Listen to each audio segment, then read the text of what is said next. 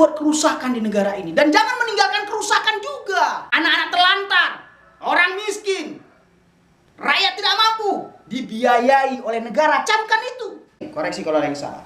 La ilaha illallah, la ilaha illallah, la ilaha illallah, Muhammadur Rasulullah. Ya Allah, ya salam, lindungi Republik Indonesia dari bencana alam, dari perang saudara.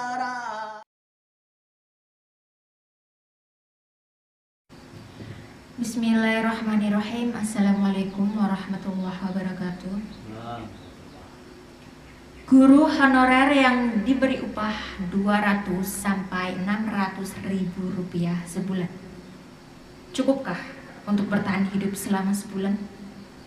Layakkah untuk mereka yang mengorbankan jiwa raganya untuk mendidik anak bangsa, yang mengabdi puluhan tahun lamanya mendidik generasi muda untuk kemajuan bangsa dan negara? Namun tidak adanya kenaikan upah, apalagi kenaikan pangkat. Bahkan tidak jarang mereka ditempatkan di pelosok-pelosok negeri.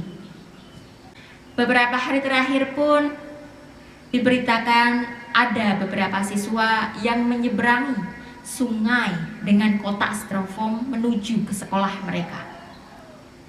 Sudah bukan rahasia umum jika sekolah-sekolah di pedesaan dan terpelosok jauh dari kata layak. Kekurangan meja dan kursi sudah biasa. Plafon rusak, atap bocor, bangunan yang hampir roboh, buku pelajaran yang sudah sobek, lusuh, hingga tidak adanya toilet dan air bersih. Belum lagi jalan menuju sekolah masih banyak yang rusak. Bahkan sekedar jembatan untuk menyeberang saja tidak ada. Padahal kita ketahui bersama, pendidikan sangatlah penting untuk kemajuan suatu negara. Merekalah anak-anak generasi penerus bangsa, pemimpin negara di masa yang akan datang, untuk melestarikan, menjaga, melindungi, serta mempertahankan Indonesia. Bagaimana tanggapan dari Angkatan Muda Banteng Putih terkait hal ini? Mari kita simak selengkapnya. Ibda' bil basmalah. Bismillahirrahmanirrahim. Sallu ala nabi sallallahu ala Muhammad sallallahu ala Muhammad sallallahu ala Rabbi israh li sadri wa yassir li amri wahlul 'uqdatam min lisani yafqahu qawli. Pada saat ini kita akan membahas tentang kezoliman para pemimpin bangsa Republik Indonesia saat ini yang berkuasa. Mengapa kami bilang kezoliman? Ya, tentunya sangat zolim hal seperti ini terjadi. Tidak akan maju suatu bangsa bila pendidikan rakyatnya rendah. Tidak akan berkah suatu bangsa bila rakyatnya bodoh. Tapi lihat, di negeri yang tercinta ini, yang maha kaya, pakai maha kaya, memang kenyataan seperti itu. Laut kita baru mampu dieksploitasi kurang lebih hanya 20%. 80% masih perawan laut kita. Itulah kenapa negara-negara lain banyak mencuri ikan di laut kita. Karena apa? Saking luas dan berkahnya hasil dari laut saja kita tidak mampu menggarapnya secara maksimal. Subhanallah. Itu dari laut, belum dari darat. Tapi kita tidak akan fokus ke situ. Itu bukan tupoksi kita lah. Tapi mengingatkan saja bahwasanya negara ini kaya. Lalu korelasinya apa? Ada korelasinya. Pendidikan itu sangat penting. Kuatnya suatu bangsa bila masyarakatnya setiap tahunnya bertambah kecerdasannya. Kalau rakyat sudah cerdas, otomatis mampu mandiri menciptakan lapangan kerja sendiri. Itu outputnya di situ. Semakin seseorang memiliki ilmu pengetahuan yang mumpuni, semakin dia berdiri sendiri dengan kemampuannya. Dia akan menciptakan ekonomi untuk dirinya dan keluarganya. Dan ini membantu pemerintah tentunya. Tapi tidak ada yang gratis. Oleh karena itu, harus membiayai mereka dari tingkat SD, SMP, SMA, bahkan kuliah. Kan sudah ada programnya. Ya, kalau untuk kota-kota besar, iya sudah ada.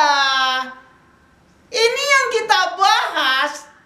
Ratusan ribu kota-kota kecil, desa-desa terpencil yang ada di pelosok tanah air ini tidak tersentuh dengan pendidikan yang maksimal. Ini kita belum bicara tentang seorang guru. Apalagi guru honorer. Subhanallah, sallallahu alaihi Muhammad. Guru honorer yang digaji 200.000, 300.000, maksimal 750.000 per bulan. Subhanallah. Sementara mereka dituntut untuk full mendidik. Subhanallah. Ya Allah, ya Karim. Miris. Sedih melihat kenyataan yang seperti ini. Oleh karena itu, tafsir putih dalam filsafat situasionalisme akan mengkorelasikan apa kaitannya dengan ini semua.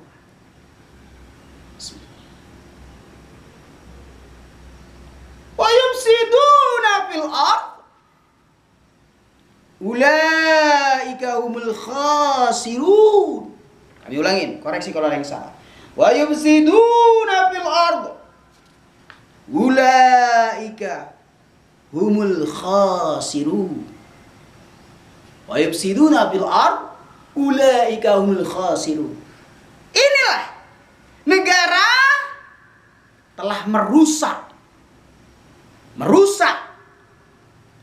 Dalam artian pemerintah saat ini yang berkuasa sadar tidak sadar telah merusak tatanan kehidupan di negara kesatuan Republik Indonesia.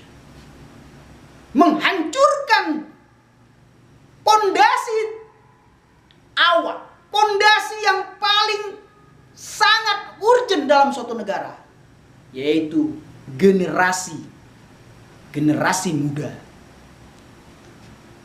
Hancurnya suatu bangsa bila tidak mampu mencetak generasi yang militan, cerdas, dan mandiri. Ini yang terjadi di negara kita saat ini. Seakan-akan, dan kenyataannya seperti itu, rakyat yang di desa-desa kecil ini dianggap tidak ada apa-apanya. Subhanallah. Seakan-akan, dan kenyataan seperti itu. Para pemimpin ini hanya lahir di kota-kota besar. Di dusun-dusun terpencil itu nggak akan mungkin lahir seorang presiden. Jadi nggak perlu diperhatikan pendidikan rakyat-rakyat di pelosok-pelosok itu. Ini seakan-akan, tapi kenyataannya seperti itu. Subhanallah. Tanpa disadari, para pemimpin bangsa sekarang telah membuat kerusakan yang nyata dan amat mengkhawatirkan.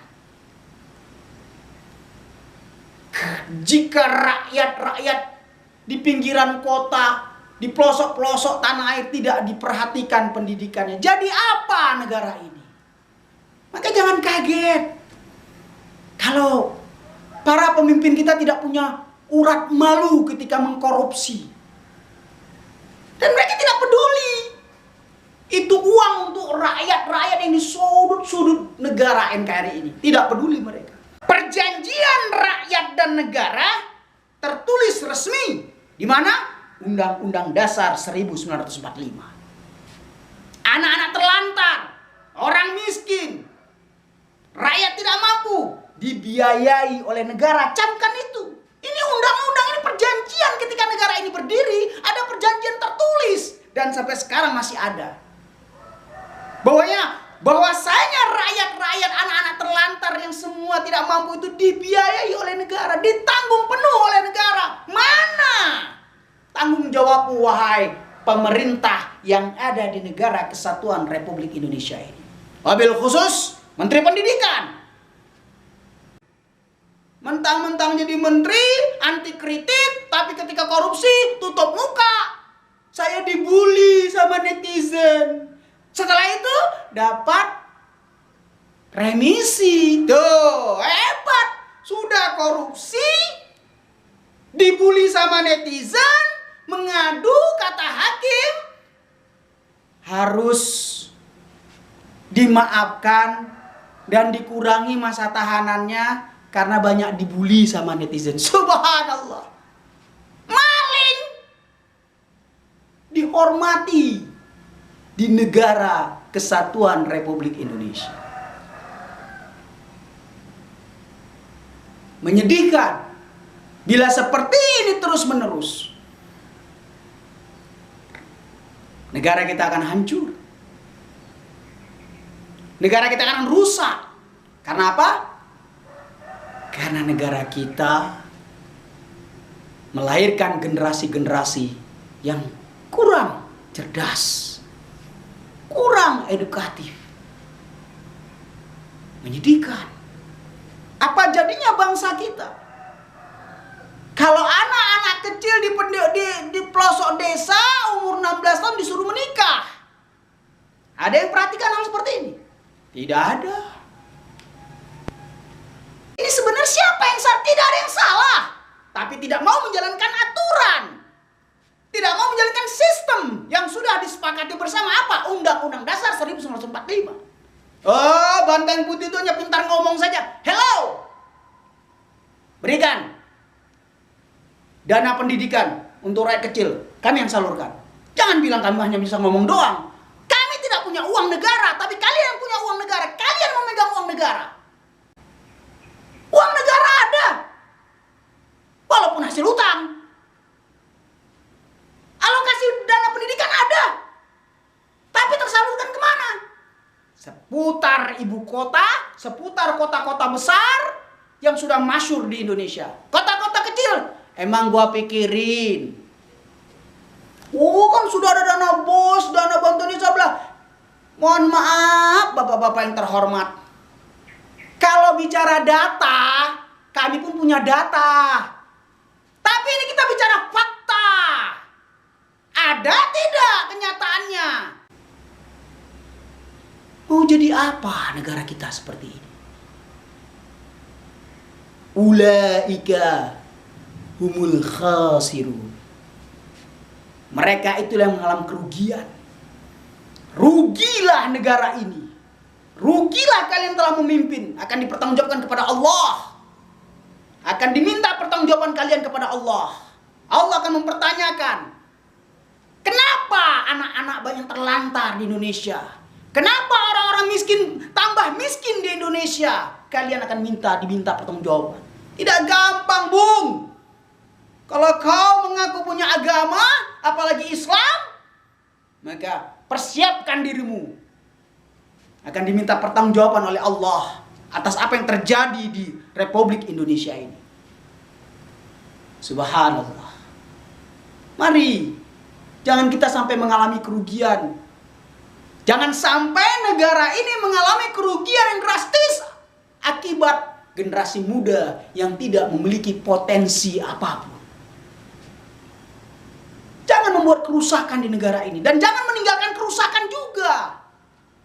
Jadilah para pemimpin yang bijaksana. Moralitas. Sudahi mengenyangkan perut sendiri. Hilangkan budaya korupsi. Belajarlah berbagi kepada rakyat. Jangan mentang-mentang. Atau kami curiga kepada kalian-kalian yang para pemimpin bangsa ini. Yang saat ini memimpin. Memang sengaja membiarkan rakyat bodoh. Sehingga kalau kalian korupsi, kalian aman-aman saja. Akan dihukum di pengadilan, lalu masuk penjara, dapat remisi, keluar menikmati uang hasil korupsi. Apa begitu pola pikir kalian tanpa tertulis ada kesepakatan bersama para koruptor di negara ini? Itu asumsi kami. Orang-orang yang bersuara seperti kami ini akan dieliminasi. Tapi rakyat dibiarkan untuk bodoh. Dibiarkan rakyat untuk memikirkan perutnya sendiri dan cari makan sendiri. Sehingga rakyat dibutakan oleh politik. Tidak boleh berpolitik. Walaupun undang-undang membolehkan. Jadi rakyat yang berpolitik hanya rakyat kelas mewah saja, elit kelas saja, menengah ke atas saja yang berpolitik. Mahasiswa, pekerja, buruh yang ngerti-ngerti politik. Tapi rakyat kelas bawah yang jumlahnya 80% menguasai Indonesia di garis bawah ini, grassroots ini, yang tingkat pendidikan rata-rata SD semua 80%. Mereka jadi rakyat kelas bawah yang tidak tahu menahu tentang politik negeri ini. Oleh karena itu, jangan sampai kita ditegur oleh Allah sebagai perusak